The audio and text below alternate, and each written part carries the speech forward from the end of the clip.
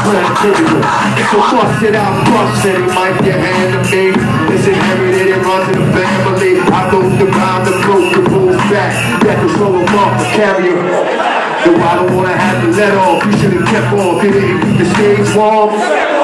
Ladies and gentlemen, you're about to see a past down hobby about to be taken to the maximum. I can't relax, see your hype was a hypochondriac. Cause the rap be one hell of an antidote. Something you can't smoke on and don't try to move away, but you can't. You go on and cracked up. You should've backed up. Those that act up need to be on and stacked up. And in the chain, I gotta talk the chamber 1-on-1.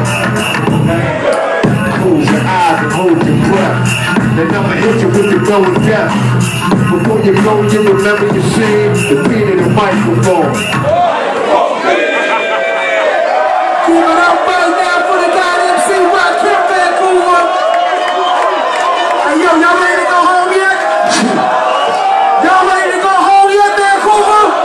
I think they're ready to go home. If y'all wanna stay and listen to the guy MC Rock, I wanna hear y'all say Rakim! Say Rakim! Say Rakim!